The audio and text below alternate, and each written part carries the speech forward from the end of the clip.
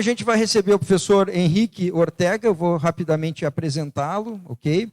Ele possui graduação em Engenharia Química pela Universidade Nacional Autônoma do México, em 1967. Ele tem mestrado e doutorado em Engenharia de Alimentos pela Universidade Estadual de Campinas. Atualmente é professor na Faculdade de Engenharia de Alimentos, na Universidade Estadual de Campinas. Ele tem experiência na área de Ecologia de Sistemas, Economia Ecológica, Engenharia Ecológica.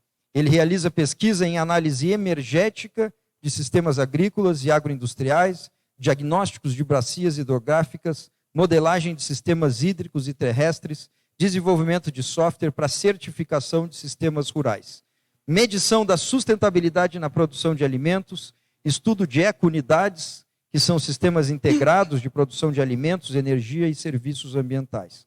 Também se dedica ao cálculo do valor dos serviços ambientais e das externalidades negativas da agricultura, coisas todas essas que você já tem uma boa ideia do que seja, porque a gente começou a trabalhar com isso, tá?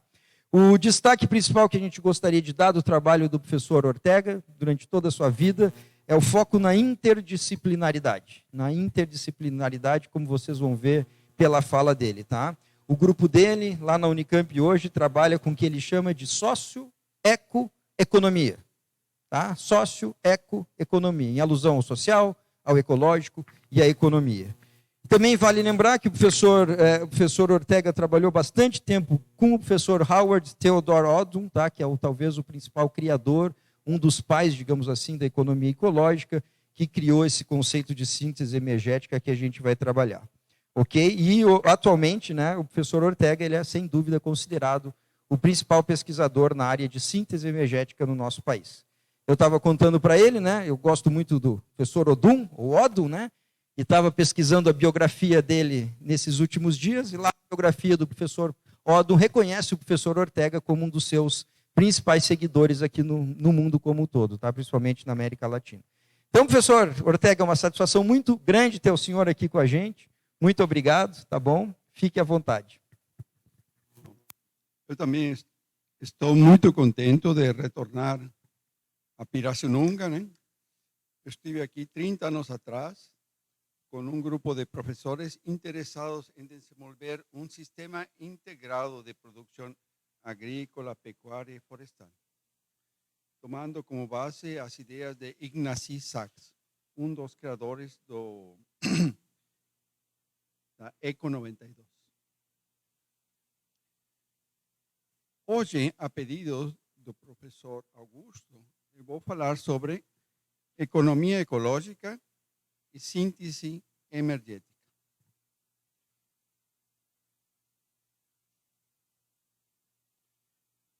Economia ecológica. O que seria a economia ecológica? Seria a economia do desenvolvimento sustentável. E que seria desenvolvimento sustentável? O acoplamento entre a produção sustentável e o consumo sustentável, baseado no uso de recursos renováveis. E é possível mostrar esse acoplamento. Aí nós temos ecossistemas, com uma parte para a natureza funcionar e outra para os seres humanos desenvolver produtos. Mais perto ainda. Tá bom. Tentarei. E esse sistema vai produzir para os consumidores. E que vai produzir alimentos, flora, fibra e energia. E serviços ambientais. Oxigênio, por exemplo, água limpa. E os consumidores vão retornar produtos e serviços da economia urbana para a economia rural. E também efluentes, emissões e resíduos que o sistema rural tem condições de cuidar deles. Se tiver um tamanho adequado e os sistemas para fazer essa transformação de produtos que são que causan impacto ambiental, mas se o planejamento for adequado, esse CO2, esse metano, óxido nitroso, metais pesados, etc., podem ser absorvidos pela natureza. Então, esse acoplamento é possível. Já existiu no passado e terá que existir no futuro. Mas hoje estamos muito distantes desse acoplamento. Então, para poder entender o que ocorre na biosfera e na economia humana, temos que pensar de forma sistêmica.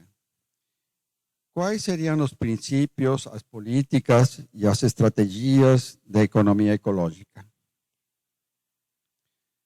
Primeiro, nos sistemas fechados, a energia total se conserva. Primeiro princípio da termodinâmica. A soma das energias do sistema é constante, mas o perfil energético muda com o tempo, devido à transformação da energia potencial. Assim como a energia, a matéria total também se conserva, mas seu perfil muda em composição e em qualidade, e parte dela se dispersa. A informação associa energia e matéria. Ela evolui e se degrada. Para se manter útil, precisa de manutenção e aprimoramento, que são realizados em um circuito adicional, um subsistema que consome energia potencial. A energia e a matéria manifestam-se como energia com potencial útil, que vamos a denominar exergia. Essa energia, ao longo do tempo, vai transformando-se em energia degradada e também em trabalho, que está em verde. E a cada etapa de transformação na cadeia trófica, a exergia, a energia potencial diminui e ela se transforma em energia degradada e também em trabalho. E esse trabalho realizado a gente denomina como energia. A soma das energias é constante, mas o perfil das energias muda com o tempo. O sistema, aqui nós temos uma degradação do sistema, mas em uma visão mais ampla, em um ecossistema, no universo, é possível dar início novamente a esse processo. Então, nosso potencial vai diminuindo com o tempo, mas também a qualidade do trabalho que se realiza vai aumentando com o tempo. E ao longo desse processo se produzem muitos compostos químicos e bioquímicos, estruturas físicas e químicas, se gera informação, auto-organização, e isso é vida em diversas formas. Formas de vida que mudam ao longo do tempo de vida na Terra. Esse mesmo gráfico, agora de forma contínua, nós temos que a energia se degrada, mas é transformada em energia degradada e em trabalho realizado.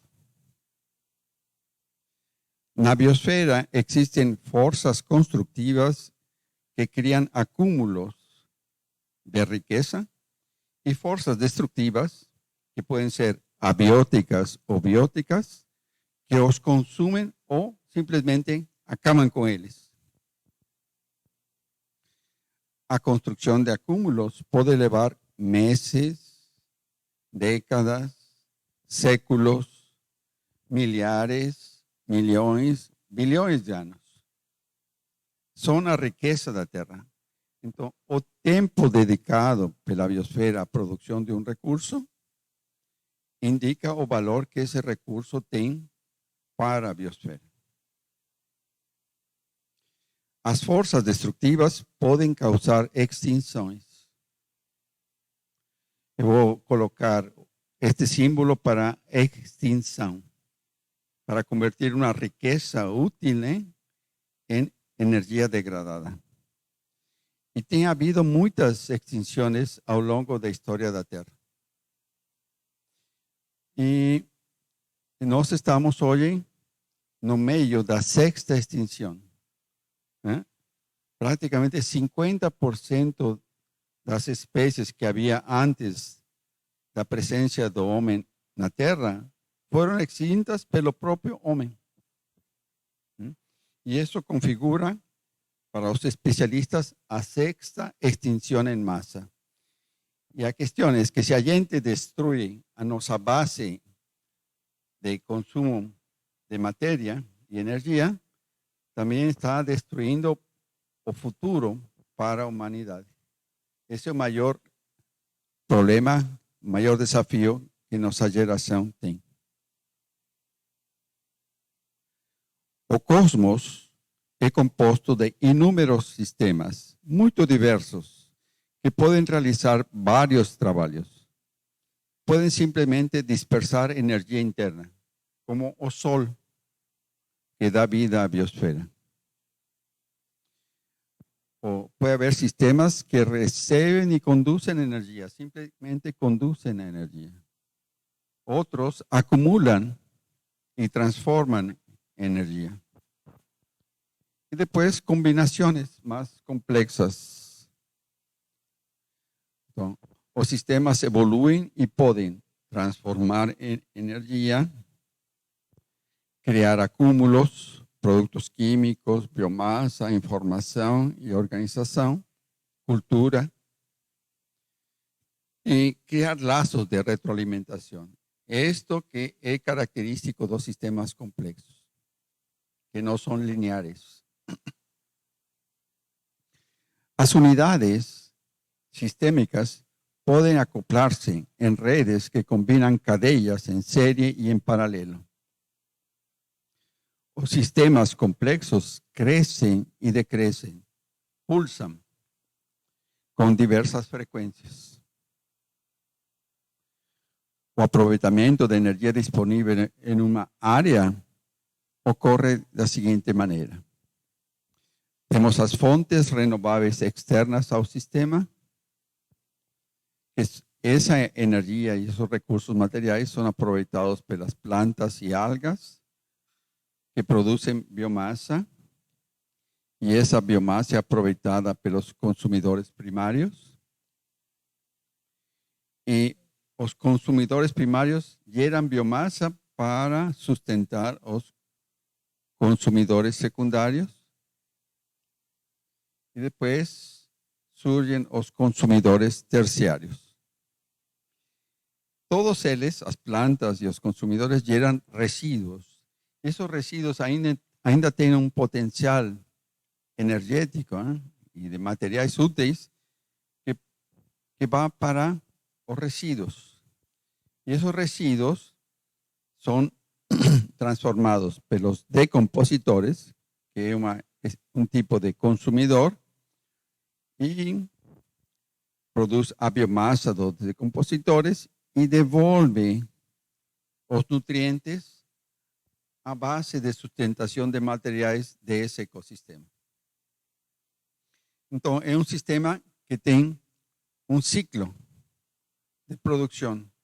Primeiro vem a biomassa vegetal, depois a produção dos distintos tipos de biomassa animal e, finalmente, todos os materiais são devolvidos ao meio. E toda a energia externa que entrou sai como energia degradada. Calor de baixa intensidade que se dissipa na atmosfera e vai para o espaço. E parte desse calor pode ser refletido na atmosfera dependendo da concentração de CO2 que haya na atmosfera.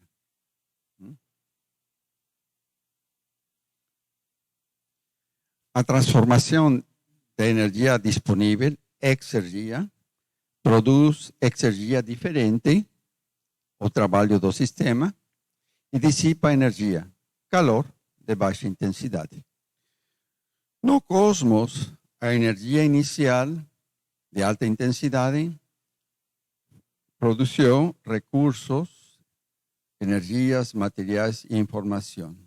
E podemos representar esse processo. Exergia inicial, e essa energia inicial ela é o recurso principal e o recurso acessório em processo de interação da própria exergia inicial para produzir no sistema do universo, no sistema solar, algo diferente, un recurso diferente. Y al mismo tiempo se disipa calor.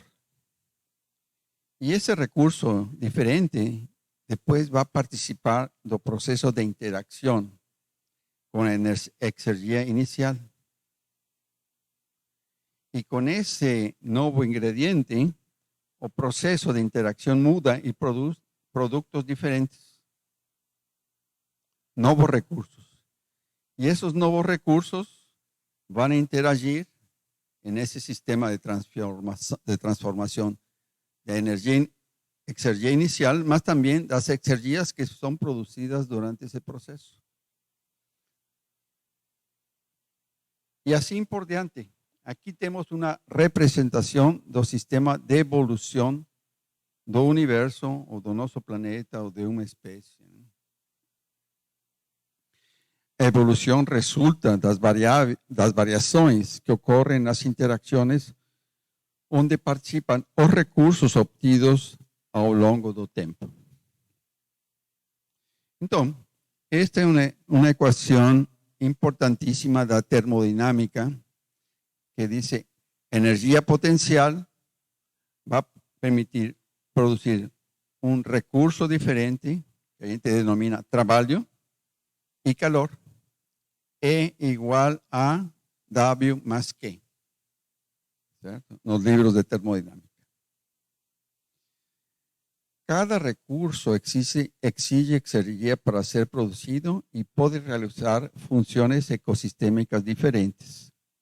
En otras palabras, cada recurso posee una memoria energética que se denomina energia, toda exergia utilizada para su producción, que depende do tempo de operación dos sistemas envolvidos na sua produção. Então, a exergia recebida da biosfera, mais um recurso A, que podemos denominar exergia da natureza, más o recurso B también proveniente de la naturaleza, a interacción deles junto con parte de los productos que se producen en esa interacción, que serán los recursos de la economía humana. Y también puede haber productos que se transfieren para otros sistemas. A exergia de um recurso é o resultado do trabalho feito por um sistema simples ou complexo. A exergia do recurso está vinculada a uma determinada energia. O que quer dizer isto? Que cada energia potencial tem atrás de si uma história de transformações que ocorrem na biosfera até gerar esse recurso. Então, em lugar de usar o conceito de exergia, a gente pode colocar o conceito de emergia. Ou seja, quanto custou a biosfera produzir esse recurso. A transformação da energia gera exergia com qualidade diferente, com novas propriedades e um valor energético maior e energia degradada. Então, aqui temos energia de um recurso material, mais energia de um recurso energético, a interação entre matéria e energia, um produto que é a soma das energias usadas.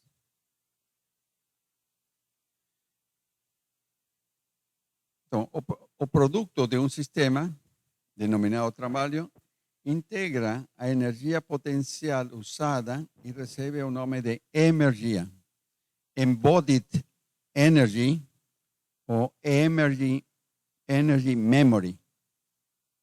E foi definido em 1987 por Odum e Seinsman.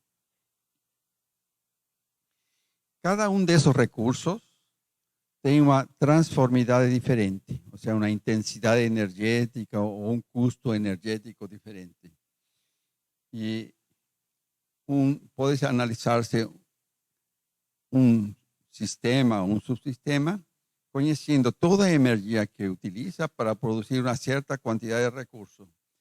E é possível dividir a energia utilizada pela quantidade do recurso produzido.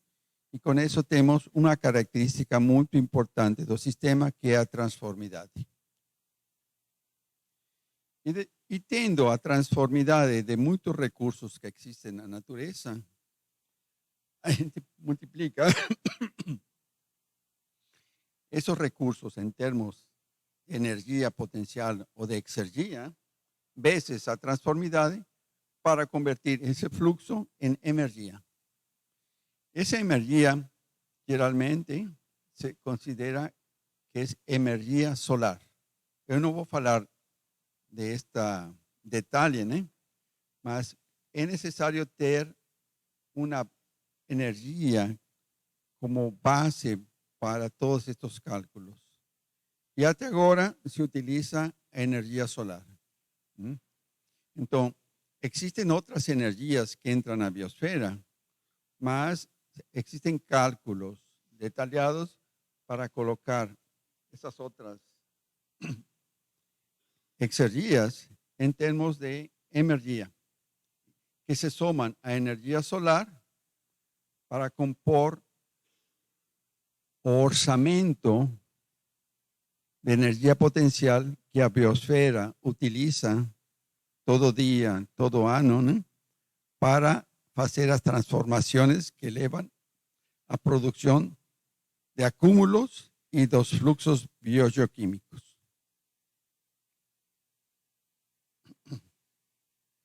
Tudo no universo pode ser expresso em termos de energia, trabalho prévio agregado. Isso é a base da contabilidade ecológica dos sistemas abertos. Então, nós temos aqui uma rede. Imaginemos que nos interessa o ponto final, os produtos que um subsistema está produzindo. Mas a gente vai ter que saber todas as energias que entram nesse processo para calcular as energias que fluem também internamente e as energias que saem. Então, parece um pouco complicado, mas existem disciplinas, né, que permitem aos alunos entender isto e mostrar com exercícios como proceder para calcular qualquer tipo de sistema de produção, de consumo, ou inclusive os sistemas integrados de produção. As unidades com retroalimentação se denominan unidades autocatalíticas e atuam tanto na produção quanto no consumo. Então, aqui nós temos um diagrama de uma planta, de uma alga. Ela aproveita energia de fontes renováveis, materiais que conseguem incorporar, que são recursos com energia disponível. E a fotossíntese permite produzir biomassa vegetal de diversos tipos. As raízes, o tronco, os galhos, as folhas. E cada um desses acúmulos vai contribuir nesse laço de retroalimentação para ter uma maior produtividade, maior conversão de energia básica que não se pode aproveitar por los consumidores en una biomasa que será a base de sustentação da cadeia trófica. E aqui podemos representar o resto da cadeia trófica, né? Apenas em uma unidade. Então, também os consumidores têm laços de retroalimentação, ou seja, são unidades autocatalíticas. Então, o consumidor aproveita a biomassa vegetal, se alimenta dela e gera biomassa animal.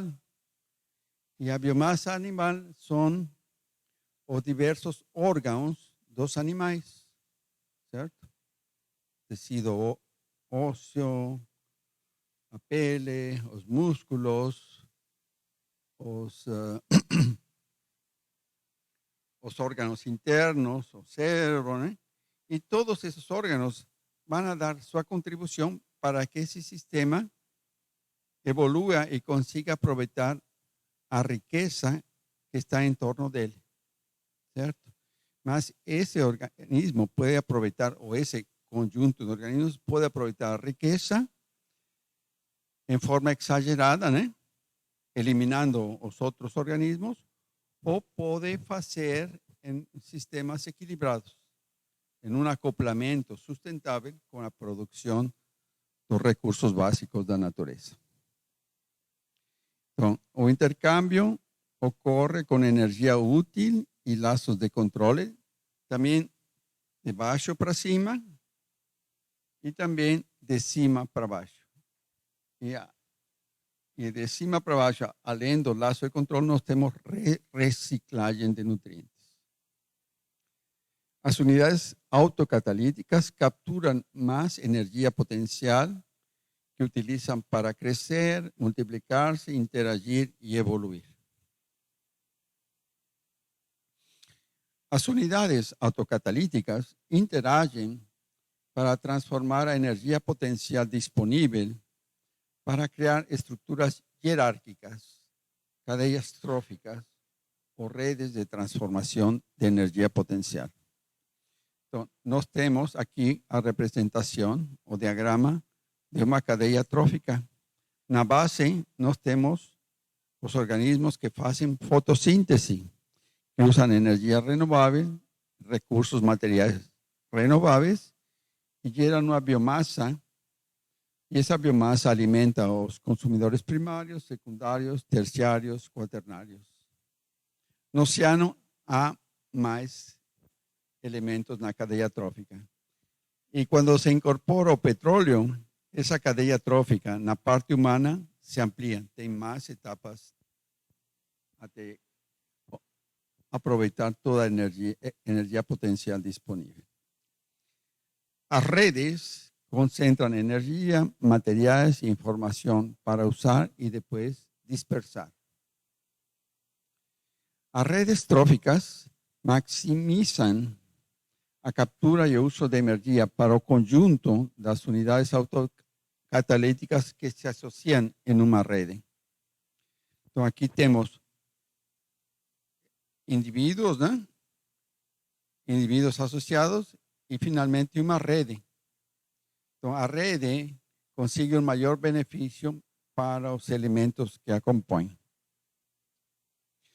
Os sistemas na natureza possuem padrões cíclicos, pulsos, cuja frequência depende de sua posição na estrutura hierárquica de transformação de energia potencial.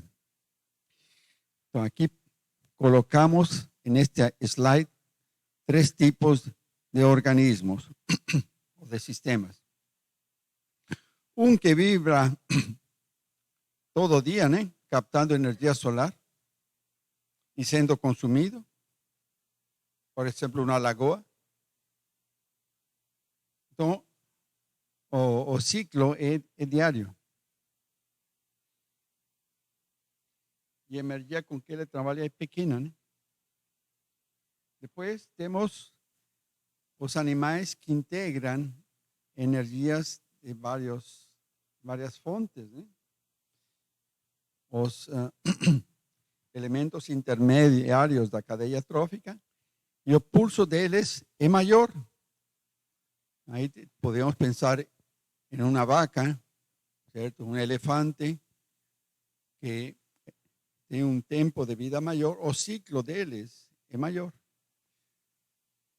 Incorporan más energía. Y finalmente, los grandes pulsos. Los consumidores humanos se integran y crean civilizaciones. Entonces aquí teníamos la oscilación de una civilización. Ya ocurrieron muchos ciclos de civilizaciones a lo largo de la historia humana, ¿no? Entonces, los seres humanos ocupan un espacio, se multiplican, se adaptan, se organizan, crecen, crean vilas y ciudades y después hacen un consumo exagerado de los recursos de la natureza perde fertilidad y el sistema colapsa. Mas ese sistema, si ficaron remanescentes de sementes de biodiversidad, él se puede recompor y entrar en un proceso de crecimiento, ¿no? Y clímax y declinio nuevamente, que va a poder demorar 100 años, 300 años, 2000 años, 4000 años, ¿no? Las energías potenciales pueden ser renovables o no renovables. Un sistema puede usar ambos tipos de energía potencial. Y podemos hacer un diagrama de un sistema humano que usa energías renovables y energías no renovables. ¿Cuáles son las energías no renovables?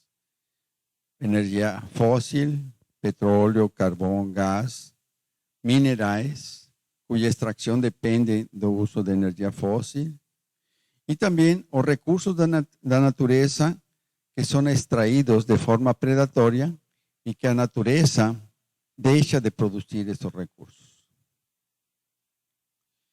Y es posible con una metodología desenvolvida también por el profesor Howard Odum, simular el comportamiento de esos sistemas y observar cómo ellos se adaptan, crecen, usan los recursos, dejan de usar ciertos recursos, los no renovables, y después se sustentarán en el futuro con los recursos renovables. Y a eso llamamos equilibrio dinámico de homeostasis. Los sistemas que usan recursos no renovables crecen hasta el clímax y después colapsan. Entonces, durante 1500 años de esta civilización se creció, ¿cierto? Podemos colocar eso de manera lineal. Y la población creció y atendió a capacidad de soporte renovable, que fue uno de los motivos para algunos grupos humanos salir de los espacios que ocupaban, que perdieron la fertilidad y la capacidad de sustentación de población humana, y conquistar otros espacios, apropiarse de ellos y colonizarlos. En esa etapa de colonización de otros territorios, ya estamos além da capacidad de soporte a nivel de la biosfera. Y esto se va agudizando. Es un crecimiento que usa recursos no renovables. Y ahí mostramos el año 2000. Y vamos a dar un salto hasta 2020. Desde 1970, a ciencia humana tiene feito previsiones de que el tipo de proyecto económico y político que es hegemónico en la Tierra está causando daños muy grandes y que ya apuntaba desde 5 décadas atrás a necesidad de mudarlo. Y en 2020 estamos viendo a crisis de todos los subsistemas da biosfera y a posibilidad de colapso económico y social. Entonces, considerando o conhecimento do painel internacional de mudanças climáticas, temos 10 anos para trabalhar na transição para o desenvolvimento sustentável.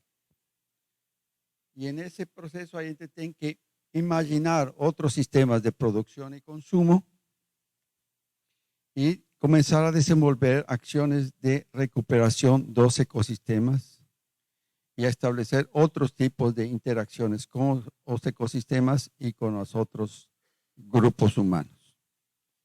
Então, talvez depois entre 2030 e 2070 teríamos uma recuperação dos ecossistemas e aí sim o desenvolvimento sustentável.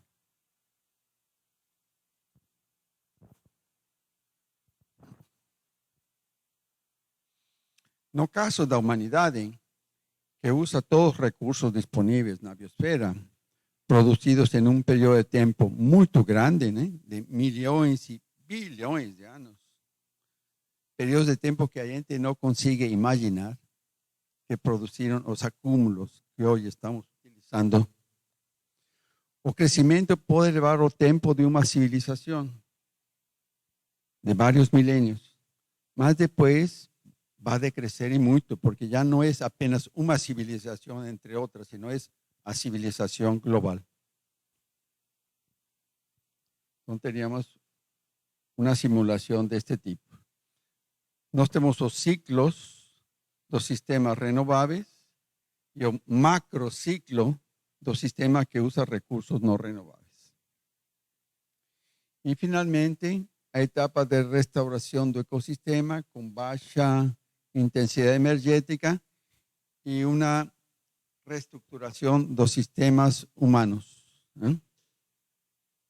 com descentralização, miniaturização, etc, etc. Então, este diagrama nós já vimos no primeiro slide, é o desenvolvimento sustentável. Mas este sistema passou a receber muita energia não renovável, produzida em milhões e bilhões de anos. E isso vai produzir efluentes e emissões e resíduos em uma quantidade muito grande, que já o sistema rural, tal como está organizado, não consegue absorver. Então, é necessário pensar em sistemas que absorban esa mayor cantidad de efluentes y emisiones y que produzcan los servicios ecosistémicos necesarios para la civilización. Entonces, eso va a significar trabajar con el déficit de área de vegetación nativa que es necesario para que ocurra nuevamente una transición al desenvolvimiento sustentable. A sobrevivência da humanidade depende de duas capacidades. A adaptação ao perfil de recursos disponíveis, possivelmente 1/10 da energia potencial que se usa hoje, e a recuperação dos ecossistemas para garantir o resgate da resiliência ecológica, o que possivelmente exigirá decuplicar as áreas de preservação. Em geral, o ambiente varia e o sistema deve alterar sua organização para se adaptar às mudanças. Por exemplo, o meio ambiente pode deixar de ser rico e se tornar pobre, congestionado ou um deserto vegetal também, e poluído. O estudo do meio pode demorar a perceber as mudanças. Isso coloca em risco ao sistema. Se a percepção das alterações for rápida, o sistema terá condições de reorganizar-se para se adaptar às mudanças climáticas e sociais. A inércia pode ser vencida pela auto-organização, promovida pelos pioneiros na percepção das mudanças. O que o professor Howard Odum nos disse em seus trabalhos de modelagem e simulação de sistemas? Se os recursos são abundantes, predomina a competição. Porém, na escassez é necessária a cooperação. Então, a gente vai ter no futuro processos, sistemas com recursos escassos, e aí a cooperação vai ser fundamental. A competição pode levar à exclusão, à guerra e à extinção de grupos sociais e também de espécies. Aqui nós tivemos um probleminha, mas tudo bem. Aqui temos um diagrama para a guerra, e essa guerra, um dos elementos em um ambiente, em um sistema, se apropria mais dos recursos e faz com que o outro, mesmo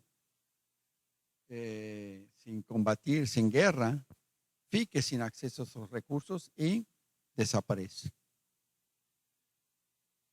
Os sistemas humanos distribuem o acúmulo em função da organização política e do poder comercial e bélico dos países e das classes sociais.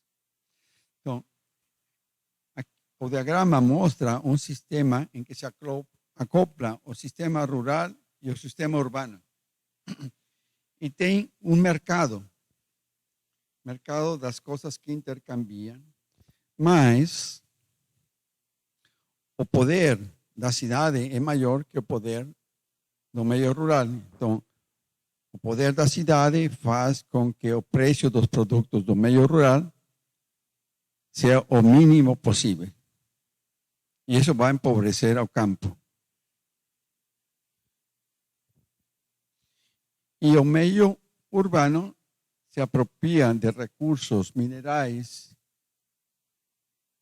e de recursos energéticos fósseis ao menor preço possível. E dessa forma subsidia ao sistema industrial, que consegue produzir coisas de maneira muito barata, mas com grande impacto ambiental e social. E dentro das cidades existe uma divisão, e também no campo, né? Existe uma divisão de classes, distintos grupos humanos, que têm diverso poder de pressão sobre o governo e sobre o processo de distribuição da riqueza que o sistema urbano de um país obtém. Os sistemas humanos colaborativos acumulam pouco. E os sistemas humanos competitivos acumulam muito. E o benefício se concentra no topo da cadeia de conversão de energia. Na parte de cima, nós temos um sistema humano colaborativo que trabalha com recursos naturais renováveis. Ele cresce até um certo nível e o símbolo de acúmulo é pequeno em todos os níveis do sistema. Já o sistema que está embaixo, né, tem também uma contribuição da natureza, né? Tem uma transferência de recursos desse outro sistema que está em cima para ele. E, sobretudo, ele está usando recursos não renováveis que permitem que a cadeia trófica humana cresça muito. Outros estratos, tem mais estratos, certo? Só que esses estratos, eles, quando vem a crise dura do petróleo, a crise climática, etc., vão a desaparecer, certo? E quem pode sobreviver são aqueles que trabalham com recursos renováveis, né? Mas que estão enfrentando uma luta, né, muito grande para preservar esses sistemas ecológicos. A informação orienta a auto-organização do sistema. A informação pode ser de boa qualidade e de má qualidade. entre a informação de má qualidade, nós temos as fake news. A maior parte das pessoas acredita na informação que lhes é transmitida, né? De boa fé. Mas muita dessa informação é enganosa, né? Esse não é o vírus. Não é o coronavírus. Como vocês podem ver embaixo, né? Coloquei a palavra self-organization, né? Auto-organização, e surgiu essa figura e eu peguei ela. A biodiversidade é uma manifestação da organização obtida por um sistema para aproveitar os recursos renováveis. Esse é o conceito de biodiversidade. Na etapa de crescimento, a biodiversidade será uma informação vital na viabilização de um ajuste mais rápido ao equilíbrio, à homeostase. A cultura humana muda com o tempo. Ela tem um certo progresso, né? Mas também tem regressões. E ela pode ser ecológica ou sustentável, ou pode ser antiecológica ou insustentável. A informação das culturas, essa é uma imagem da Amazônia. A informação das culturas humanas ecológicas, os povos tradicionais e os indígenas, é muito valiosa e deve ser defendida da forte agressão que recebe da barbárie, por não dizer, né, civilização industrial. A diversidade cultural precisa ser resgatada, sistematizada, depurada, valorizada, colocada em termos atuais e ser transmitida ampliamente para ajudar na recomposição do equilíbrio biosférico. A população andina, a população que habita as montanhas, que van desde a Patagônia até Canadá, que são populações indígenas nativas e seus descendentes, né? Eles têm uma visão de mundo diferente, eles conseguem conviver com os recursos que eles têm e fazem preservação de espaços para os filhos, não? E fazem rotações e têm um convívio com a natureza e não uma degradação da natureza. E a gente não estuda isso na universidade. E também não somente esse tipo de populações na América, sino também existe esse tipo de organização humana em outros continentes que correspondem a culturas também que sabem trabalhar com recursos naturais de forma sustentável. A resiliência do planeta está ameaçada. A solução está na mudança do modelo de crescimento, o capitalismo, para o modelo de decrescimento, que a gente ainda não sabe o nome certo para isso. O novo modelo que deve ter como base a recuperação da flora e da fauna nativas e sua integração aos processos produtivos inclusivos. Esse inclusivo significa absorver gente que vai ficar desempregada nas cidades. Como a informação predominante atende os interesses dos países, das empresas e das classes sociais no poder, a informação para o futuro deve ser todo o oposto disso, né? Deve ser a informação adequada para um novo projeto que não somente seja econômico, sino que seja cultural, político e ecológico, cujo objetivo deve ser um modelo sustentável capaz de ser aplicado no mundo inteiro. Um projeto com os conceitos sistêmicos semelhantes, mas a disponibilidade de recursos em cada região do mundo vai ser diferente.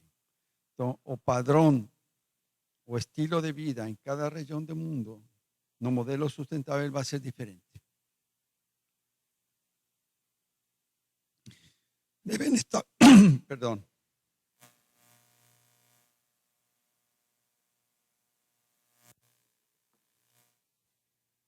deben establecerse parcerías entre los que gestionan un modelo actual para crear un nuevo modelo mundial, visando conseguir o decrecimiento y a reestructuración do consumo y dos activos fixos, recuperar los ecosistemas, mudar la forma de producir y consumir para un modo ecológico, aprender a utilizar de forma colectiva los recursos de la tierra. Los grupos humanos dominantes actúan de forma irresponsable, desmatando y usando grandes cantidades de energía fósil y minerais.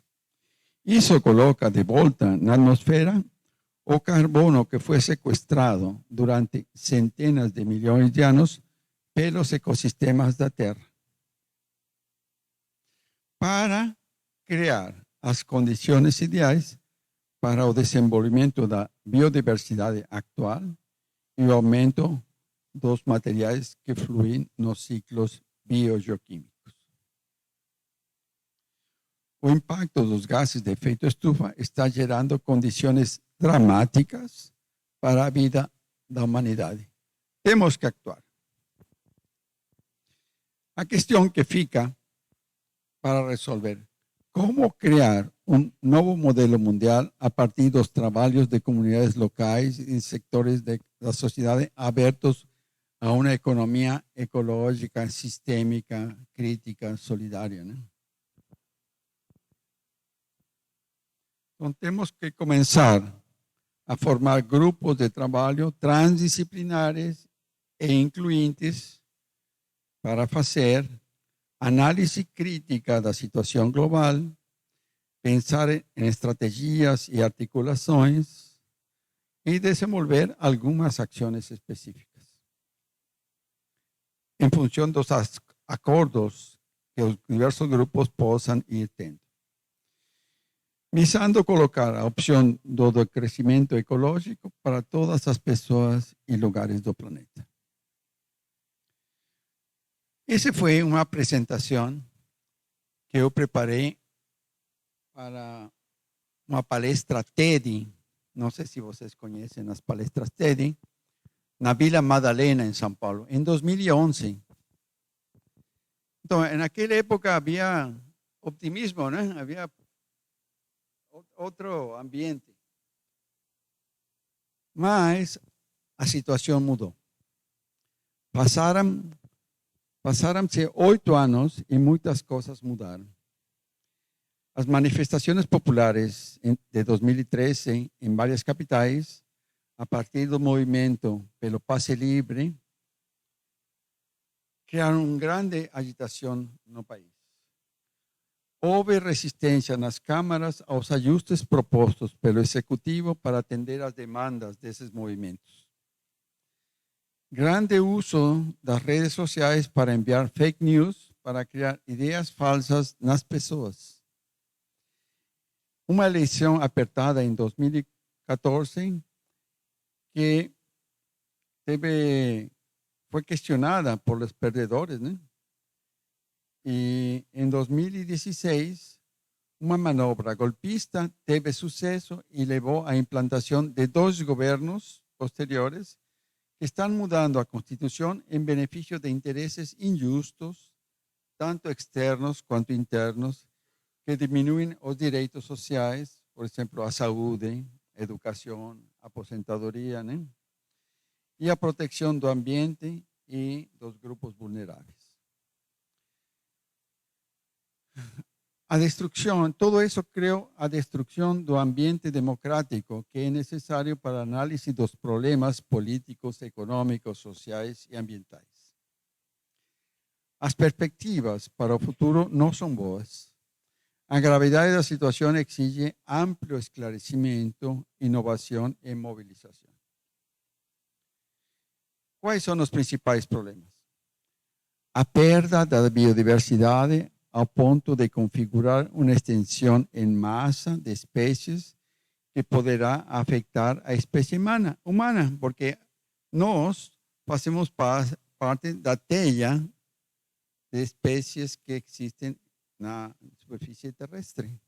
E o que acontece com outras espécies nos vai afetar. Crescimento excessivo da população, acima dos limites estabelecidos pela capacidade de suporte renovável. Ideia de que o crescimento resolve tudo, sem considerar a disposição, a retirada de bens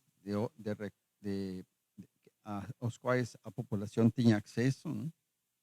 A concentração da riqueza, a intensificação do uso de energia fóssil na produção, o impacto ambiental no uso, derivado do uso de energia fóssil e minerais, e dos produtos químicos e dos resíduos tóxicos gerados por eles, as mudanças climáticas agravadas pela perda de resiliência ecológica e social, e, finalmente, a desinformação e a negação da ciência.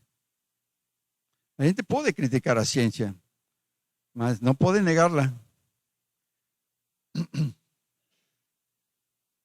Eu vou falar agora sobre a perda da biodiversidade.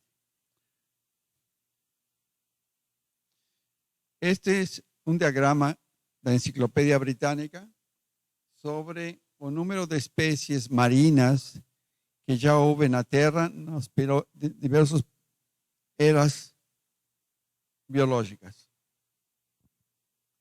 E este é o diagrama do número de espécies que existia na superfície terrestre, né, nesse mesmo período. E podemos ver que coincidem os períodos de extinção de espécies. Ocorrem tanto no mar quanto na superfície terrestre. E hoje estamos em um período de grande extinção de espécies porque estamos afetando a qualidade do mar e a qualidade da cobertura da superfície terrestre. E nosso período de vida desta civilização é muito pequeno. É o fim do Holoceno, um período de clima muito agradável, né? Que está se perdendo a qualidade do nosso clima. Então, já teve a extinção do Ordoviciano, 435 milhões de anos atrás, do Devônico, 345 milhões de anos atrás, do Permiano, 250 milhões de anos atrás, do Triássico, 195 milhões de anos atrás, do Cretáceo, que são a extinção dos dinossauros, 65 milhões de anos atrás, e hoje temos o Holoceno, que a ocupação do espaço geográfico pelos seres humanos aumentou a taxa de extinção das outras espécies. E isso é o momento atual. Então, estamos no período de extinção do Holoceno. E a gente, além de todas as considerações que eu coloquei antes, né? A gente tem que pensar nisso. Em um período atípico da história da vida no planeta. Então, este diagrama, este gráfico mostra o crescimento da população humana. Então, vejam que até o ano 1500, a população humana não ia além dos 500 milhões de habitantes. Hoje temos 7, né? Cresceu 14 vezes em um período de 500 anos, sendo que o processo se tornou cada vez mais rápido nos últimos anos.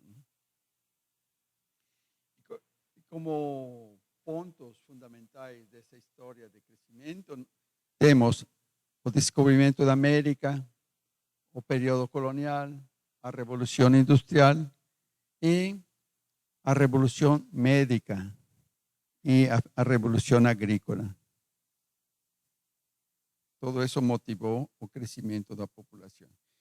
E a população cresce e ocupa o espaço das outras espécies. Então, é o mesmo gráfico em tempos maiores, né? Então, vejam estamos en un momento totalmente diferente de evolución. La gente piensa que estamos en un momento de crecimiento de 1% del PIB, ¿no? No, estamos en un crecimiento muy grande de ocupación de los espacios de otras especies. Y la tasa de duplicación de la población fue reduciéndose con el tiempo, ¿no? Mas ahora comienza a estabilizarse, en torno de 25 años. Ya fue de 500 años para duplicar la población del planeta. Ahora ocurre en 25 años. Las estimativas de las Naciones Unidas sobre el crecimiento de la población consideran ya no solamente el crecimiento hasta 16 billones, sino estabilización en 10 billones o decrecimiento a 6 billones. Entonces, este gráfico muestra la correlación entre el crecimiento de la población humana y la tasa de extinción de las otras especies. A una correlación. Y este crecimiento es debido al uso principalmente del petróleo obtenido de pozos comunes y del fracking de pedras bituminosas. En vermelho tenemos el petróleo común y en verde obtenido no fracking bituminoso. Y vean que a partir de los años 2000 comienza a producirse o petróleo de fracking, y esto permitió resolver un problema grave de los Estados Unidos, que ya estaba sin petróleo, dependía del petróleo de otros países. Y ahora se tornó exportador, mas es un petróleo muy caro, que no deja lucro para Estados Unidos, deja pérdidas. Mas es un factor de negociación del precio del petróleo de los otros países. Y nós temos o problema do CO2. Temos o CO2 que se produce hoje, que é a última linha vertical do gráfico, e temos os acúmulos de CO2 produzidos no passado. E vejam vocês como Europa, que são amarelo e laranja, tem um peso muito grande, né? O carvão comienza a ser usado en forma masiva en 1712. ¿no? Y después ven la generación de CO2 por parte de Estados Unidos y el resto es bien menor. Y hoy China está, y otros países asiáticos están creciendo mucho industrialmente y están produciendo mucho CO2. Es una dívida, es un pasivo ambiental que no reconocen, más que existen, ¿eh? Y que tiene efectos que se muestran en las mudanzas climáticas. Hay una correlación entre temperatura y concentración de CO2 mostrada por las pesquisas dos blocos de hielo, ¿no? Que existen en Antártica, ¿no? Que muestran cómo se correlaciona concentración de CO2 y temperatura no ártico. Y son periodos que llevan más o menos 100.000 años. Y está en parte relacionado con el funcionamiento cíclico de emisión de rayos solares por parte del Sol. Hoy debería ya dar inicio, ¿no? Ya deberíamos estar en un inicio de disminución de la temperatura del planeta. Mas por causa del exceso de CO2, tenemos el efecto contrario, un crecimiento de la temperatura. Bien, y além de eso, tenemos aumento del nivel del mar. Y esa altura do mar también muestra el mismo tipo de curva, ¿no? Cíclica, ¿no? Entonces, E isso indica que o nível do mar pode aumentar não somente centímetros, sino metros. E isso pode inundar grandes espaços costeiros do planeta e cidades inteiras, né? Isso vai gerar migrações e perda da produtividade de alimentos. Bom, tem um estudo muito famoso do MIT, do Instituto Tecnológico de Massachusetts, feito a solicitação de uma organização chamada o Clube de Roma, que fez uma previsão do comportamento dos principais parâmetros da humanidade, né, da economia humana e da economia da biosfera, desse tipo. Nós temos crescimento, pico, o clímax, e depois declínio. E a atualização de informações tem verificado que esse comportamento previsto está sendo realizado na prática. E que nós estamos com uma população muito além da capacidade de suporte. E a capacidade de suporte dos ecossistemas está perdendo, não é a mesma que havia antigamente. A qualidade dos ecossistemas não permite suportar tantas pessoas quanto no início do crescimento da população humana. Então, um dos problemas que a gente vai ter é como ajustar o sistema para que trabalhe com esse excesso de capacidade de suporte e declínio da produção de serviços ecossistêmicos. Pronto. Agora a parte final, que essa é novidade. Aqui a gente vai colocar a economia ecológica e vai incluir a perspectiva da síntese energética.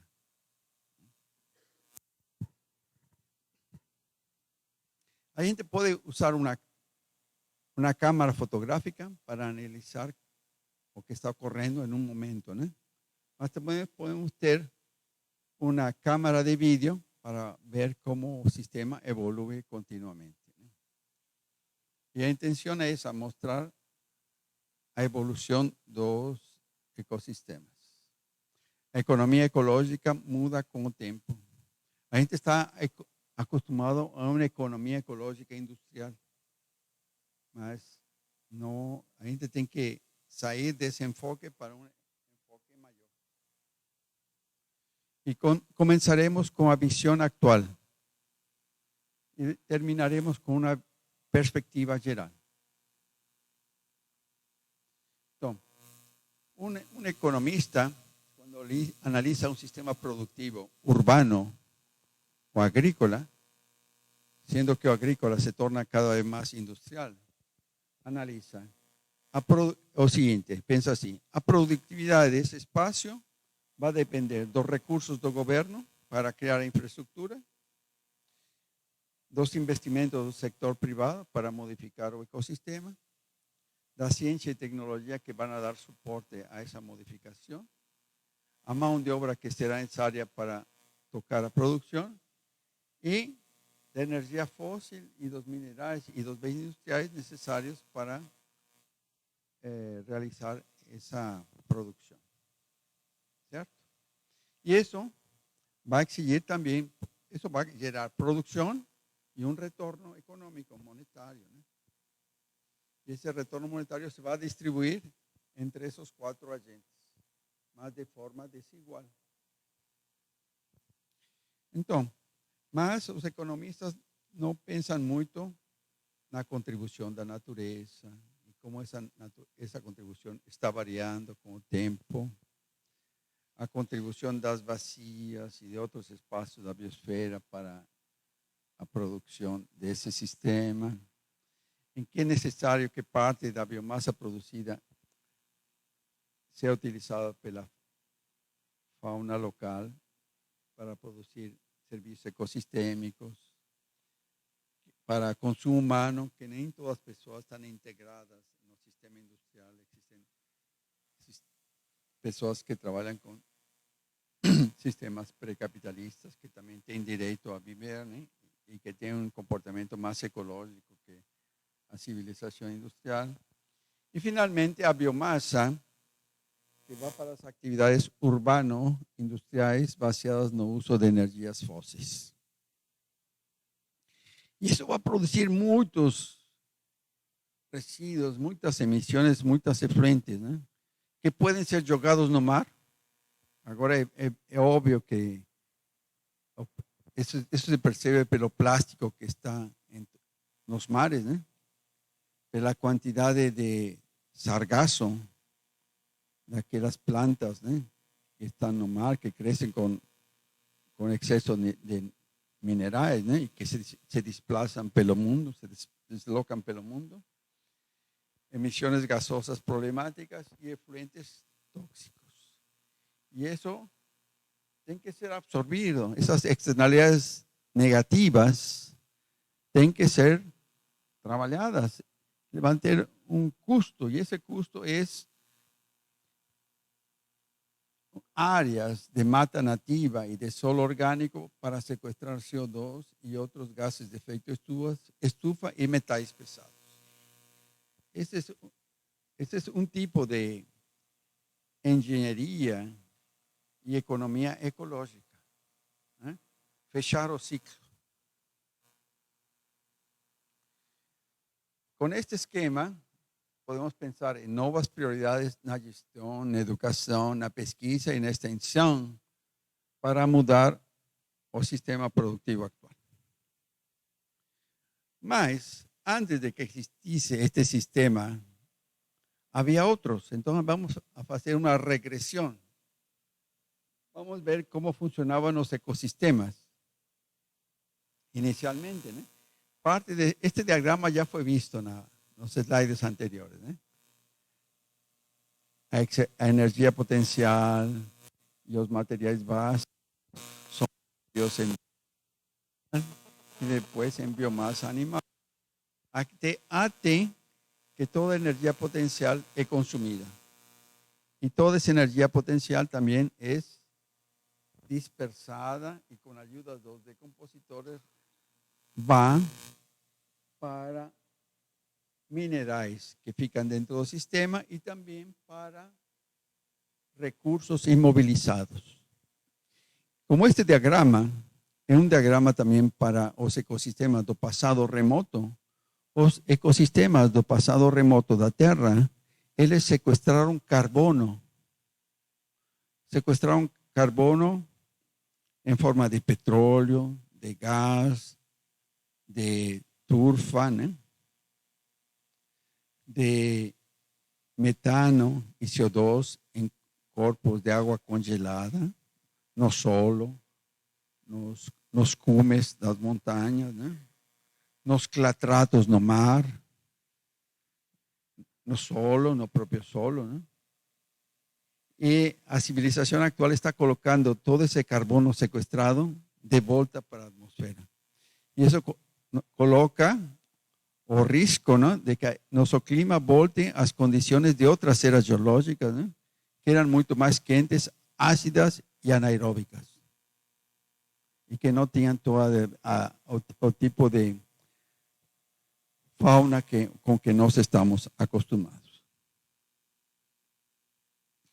Y los seres humanos estaban en el espacio como un consumidor secundario. Los seres humanos no estaban en el topo de la cadena trófica. Acima de ellos estaban otros animales. ¿Sí? Los ursos, los mamuts, los tigres, los leones, los lobos, etcétera, etcétera. Entonces, ¿qué ocurrió? Que ese consumidor secundario desenvolvió el lenguaje, desenvolvió la tecnología da pedra lascada, do fogo y a comunicación con otros seres humanos para integrar comunidades que pudiesen defenderse de ataques de los grandes predadores y no solamente eso, sino atacar los grandes predadores para se alimentar da sua carne. E dessa forma acabaram com várias espécies no passado, né? Muitas especies fueron, ya en esta época antigua, de humanidades fueron destruidas de los seres humanos. Depois surge o descobrimento da agricultura e a domesticação dos animais. Então, em esses espaços se produce mais alimento do tipo adequado para as comunidades humanas, cereais, leguminosas, produtos animais. Então, isso vai produzir biomassa de monoculturas para consumo humano, para consumo animal. Van a haber residuos, os residuos se reciclan. E como se produziu muito e essa biomassa se estoca, os acúmulos exigen depósitos, estruturas diferentes, né?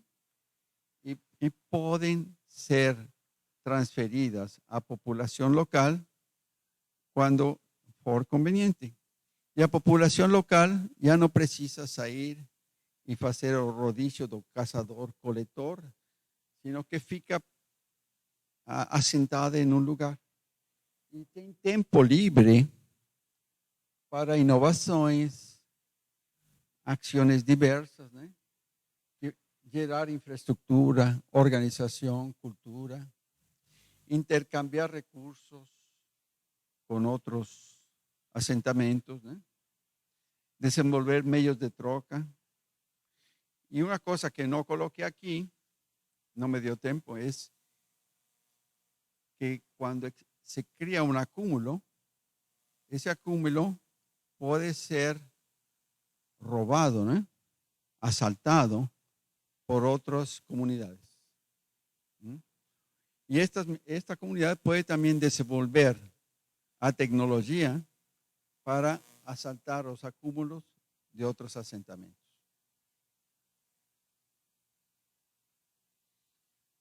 E, finalmente, além da produção rural, temos atividades extractivas e manufatureiras, grandes cidades com distribuição injusta da riqueza, novo tipo de informações, estruturas, organização e cultura, uso de recursos externos obtidos por intercambio injusto e predatório, recursos externos não renováveis e relações com o exterior via comércio ou guerra injusta que gera saques, dominação e relações desiguais. E em função do uso de energia fóssil e minerais e da destruição de ecossistemas que causa erosão do solo e recursos genéticos, nós temos muitos resíduos, emissões e efluentes que finalmente se convertem em um grande problema e são as forças destrutivas do meio que aparecem deste lado. Que em lugar de aumentar a produtividade do sistema, começam a diminuir a produtividade do sistema. Se convertem em forças destrutivas do meio. Então, estamos nos slides finais. Faltam 3 slides. Então, etapas do processo de solução. Primeiro, entender o funcionamento da biosfera. Antigamente não nos preocupávamos de como funcionava a biosfera. Hoje temos que saber como funciona a biosfera e como funciona a economia humana, mas não a economia humana atual, sino também como funcionou no passado. Fazer análise crítica desse sistema, estudar as opções de evolução, incorporando as ciências que são geralmente excluídas no processo de tomada de decisões, e entre elas podemos nomear a ecologia, a termodinâmica dos ecossistemas, antropologia, sociologia, história, geopolítica, psicologia social, ciências da biosfera, epistemologia da descolonização. Y finalmente, establecer diálogos con la población en todos los lugares sobre las alternativas y los caminos de solución de la crisis de la biosfera. La gente puede pensar, imaginar, calcular, mas quien toma las decisiones al final va a ser a población, a que va a ser, a que potencialmente es afectada. Tenemos que mostrar o que a tendencia actual puede producir y o que las alternativas pueden llegar y confrontar esos caminos. Existen muchos pesquisadores en el mundo entero trabajando con esta visión del mundo futuro. Então, un libro famoso que se llama Os Límites do Crescimento. Después un libro del profesor Odum que se llama O Declínio Próspero, Principios y Políticas. Los libros de Hugo Bardi que se llaman O Efeito Sêneca y Antes do Colapso. O libro de Bellamy Foster que se llama Ecologia de Marx. O Precipicio Ecológico, o sea, a diferencia entre una civilización sustentable y una no sustentable es muy grande, ¿no? A Revolución Ecológica, los libros de Jared Diamond, que tiene muchos, y uno de ellos se llama Colapso. Tenemos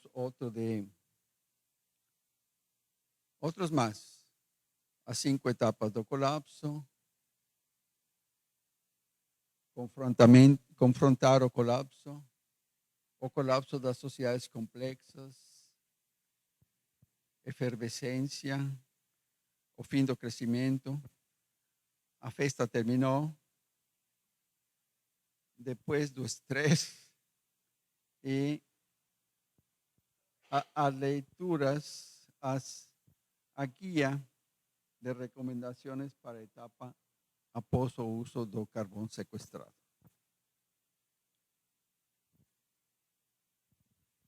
Muito obrigado.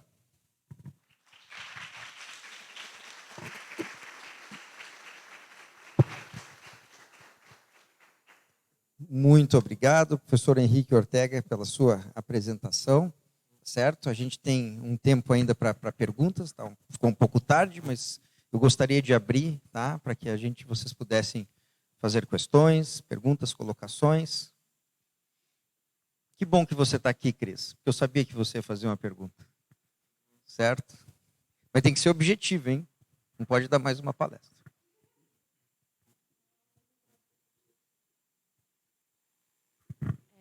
Olá, professor, meu nome é Cris e eu queria saber o que o senhor acha, mediante tudo que o senhor apresentou aqui, a gente está usando o ar-condicionado aqui dentro dessa sala hoje à noite. Eu queria dizer, queria que o senhor analisasse o uso do ar-condicionado hoje nessa sala que a gente está, mediante tudo que o senhor discutiu aqui até agora. Obrigada. Entendeu a pergunta, professor? Então, a pergunta difícil essa. Entendeu? É difícil. Há umas condições, digamos, de conforto climático que são necessárias para desenvolver atividades como as que a gente está tendo, né? Acho que a eficiência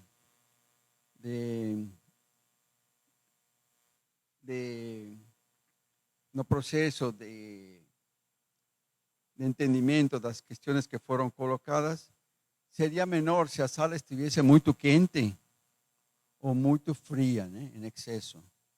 Então, há umas condições de conforto adequadas para que a gente possa desenvolver os trabalhos que temos que desenvolver. Nós estamos no clímax desta civilização. Então, nesse momento, a gente tem que ver quais são as prioridades. Se a prioridade seria uma outra alternativa para usar este tempo, né? Ou reunir-nos aqui, ter acesso a um tipo de informações, discutir as informações Então, do ponto de vista do professor Odum, era necessário aproveitar a infraestrutura do sistema actual para transferir a informação que vai ser importante para os tempos futuros. Ou seja, a gente tem que aproveitar o ar-condicionado, a internet, o Facebook, o YouTube, a infraestrutura que nós temos nesta universidade para transferir conhecimento, informações importantes para que vocês possam usá-las no futuro. E a gente considera que essas informações vão ser muito úteis no seu desempenho profissional, se esse desempenho profissional se adequa às condições adequadas, necessárias para as próximas décadas. Se você não tivesse vindo a esta palestra, né, não teria algumas informações que, a meu ver, né, são importantes para os profissionais universitários e para os cientistas. Ou seja, não leve a mal, né, usarmos um sistema insustentável pensando na possibilidade de um sistema sustentável no futuro. Certo, Cris? Talvez, tá bom. Alguém gostaria de fazer mais alguma pergunta? Aqui, o colega aqui. Boa noite, professor. Boa noite. Eu queria saber qual que é o seu otimismo em relação a essa mudança que a gente tem que fazer para conseguir se adequar ao novo perfil do planeta. Qual que é o otimismo que o senhor tem?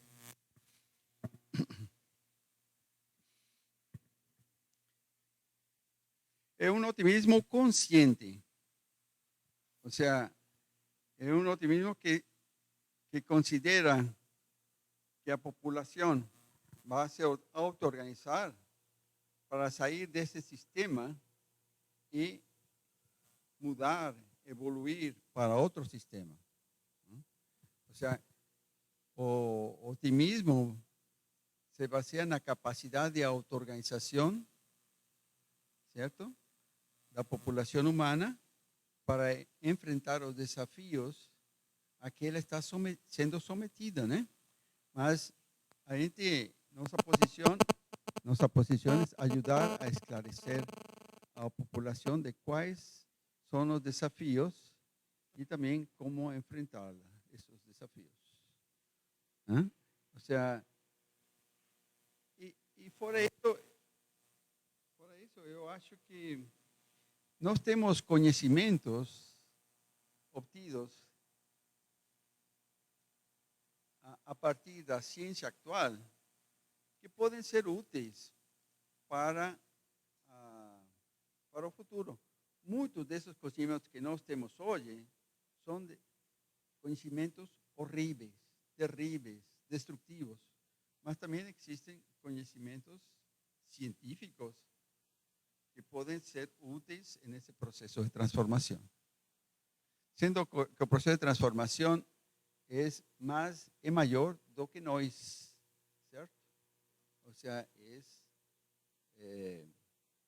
o desafio global, né? Não sei se você conseguiu entender Sim, o que falei? é que é um desafio grande, né? Que a gente tem pela frente aí. Mas obrigado.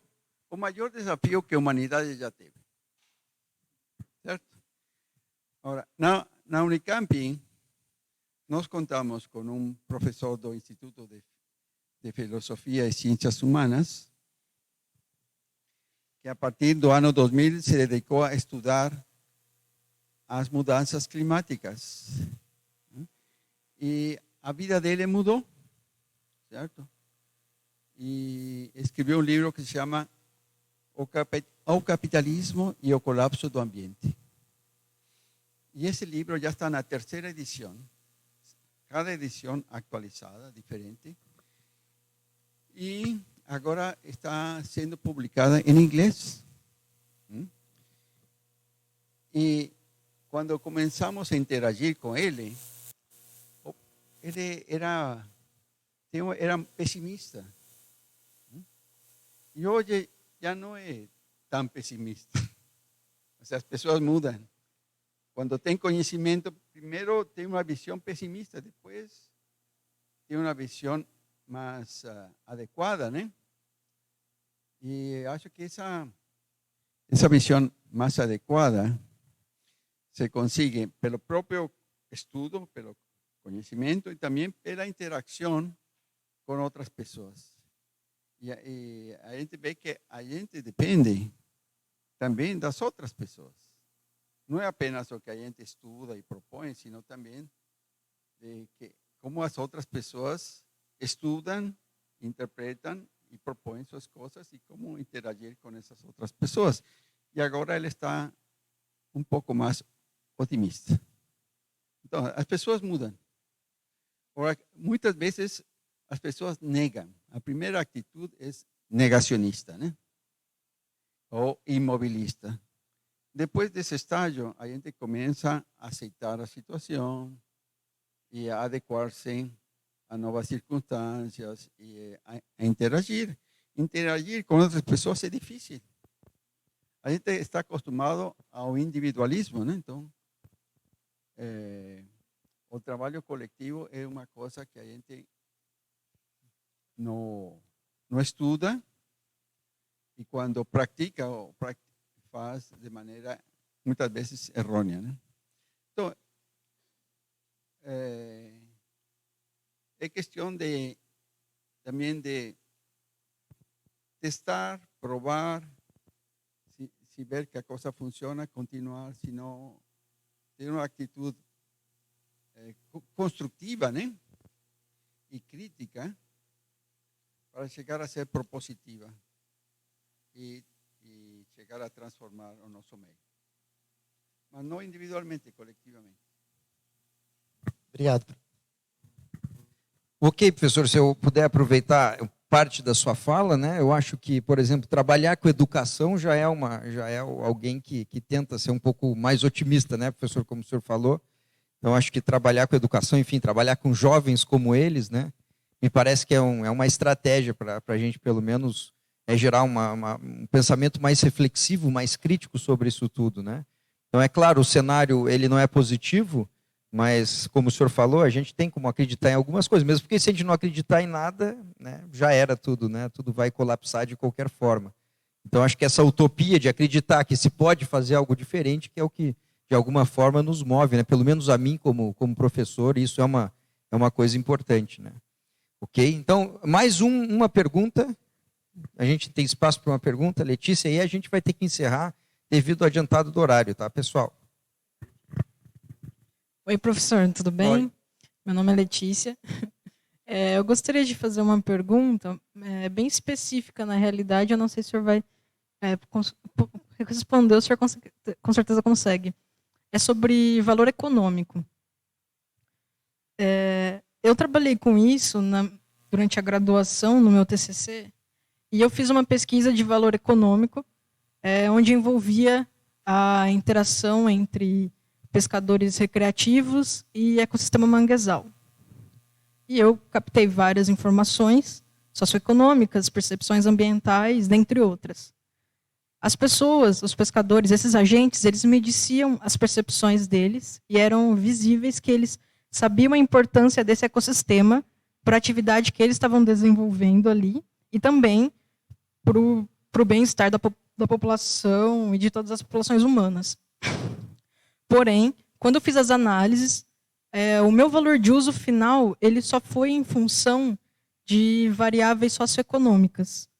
A percepção que eu obtive ali, quando a pessoa me disse é importante e é essencial para a reprodução de espécies, por exemplo, eu não obtive isso na análise estatística. E na época, a gente fez o valor econômico e um professor me falou, não saiu na análise, você não pode citar que o manguezal ele é importante para essas pessoas na percepção ambiental, ecossistêmica. E a minha pergunta é, como que eu vi o pescador me falar isso, que ele é extremamente importante, mas não deu na análise?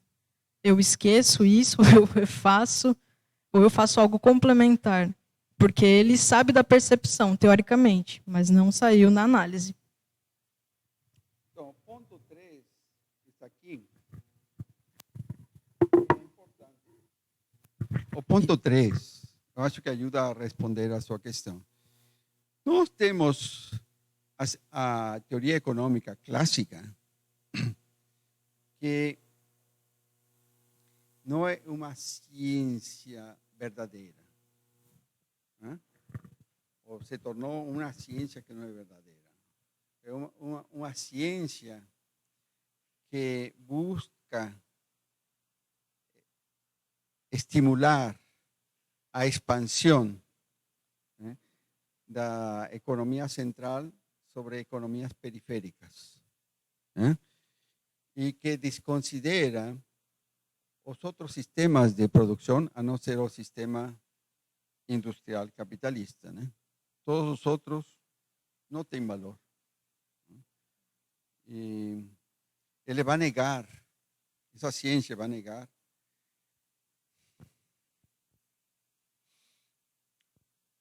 o funcionamento da natureza, o funcionamento de economias acopladas à natureza, o funcionamento de economias sustentáveis. Ele vai promover,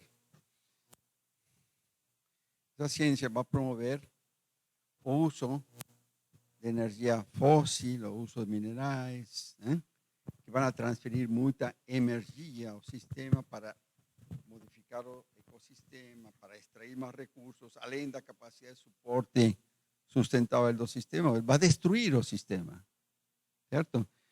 Nessa época você não tinha argumentos para rebater as ideias desses professores, não? Ou desses pesquisadores. E talvez ainda não tenha. Espero que esta apresentação e as palestras do professor Ambrósio, que esteve presente aqui, possam ajudar vocês a ter essa outra perspectiva da ecologia, da economia ecológica, em donde os outros recursos também contam. Vou mostrar um slide, certo?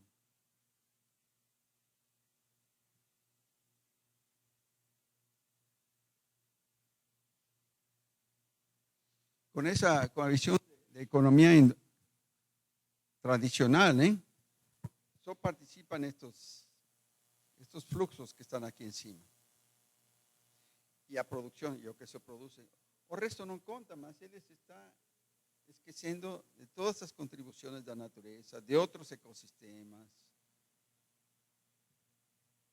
Se está esquecendo que uma parte do ecossistema deve ser preservado para a ocupação, para manter as espécies nativas, para que produzam serviços ecossistêmicos, para a população local, que é o caso que você estudou, e que outra parte pode usar-se para o comércio com a cidade ou com outros países. Mas essa extração de recursos tem que ser limitada para que não afete a capacidade de reprodução dos peixes que se produzem nesse espaço. E também que se as atividades que se geram em outros espaços e aí mesmo produzem efluentes, emissões e resíduos, haja a estrutura e a área necessária para absorver esses impactos ambientais. Possivelmente, um economista clássico não se preocupa com essas coisas. Então, as diversas ciências humanas têm algumas contribuições válidas, mas também têm limitações. E neste processo em que se interage, que se pode interagir com outras ciências, essas limitações vão ficar em evidência e vão ser criticadas e resolvidas. Espero. Então, esse é um assunto complexo, né, Letícia? Mas, de qualquer forma, a gente precisa trazer outras variáveis para a análise econômica para que você consiga, estatisticamente, captar o efeito que você estava pretendendo. Então, aí a proposta né, de trabalhar com a transdisciplinaridade que vai nos ajudar a enxergar isso daí. Então, professor Henrique, muito obrigado. Sim, use o microfone, por favor, senão as pessoas não... A gente acaba de... Uma aluna minha fez análise energético do Brasil desde 1950 até hoje. E muitas coisas importantes para o funcionamento da economia não aparecem nos anuários estatísticos econômicos. Certo? Então, por exemplo, no caso do México, qual é a principal atividade do país? As máfias de transporte de drogas, certo? De vários países para Estados Unidos. Possivelmente sea a principal actividad económica. Y eso modificó el gobierno. Durante varios gobiernos, ahí teve en el país un gobierno mafioso, asociado a los traficantes de drogas. Y creando milicias en diversas partes del país que estaban en un nivel superior a los gobiernos locales. También en ese balance no aparecen las transferencias de recursos económicos de los emigrantes que envían recursos para sus familias. No aparece eso. Y es el segundo flujo en términos de dinero, en el caso de México. Ni aparecen las transacciones con los paraísos fiscales, que son muy volumosas. O sea, las estadísticas oficiales no contén las informaciones adecuadas. Y no campo ecológico, ¿no? Es difícil achar indicadores de cómo se reduce área de mata de vegetación nativa, los distintos biomas en cada país. A gente tiene mucha dificultad para hacer eso. Mas, al mismo tiempo, existen ferramentas como sistemas de información georreferenciada que poderiam ser utilizados para obter essas informações, etc. Muito bom. Então, a gente vai ter que liberar, senão eles vão perder o ônibus, tá?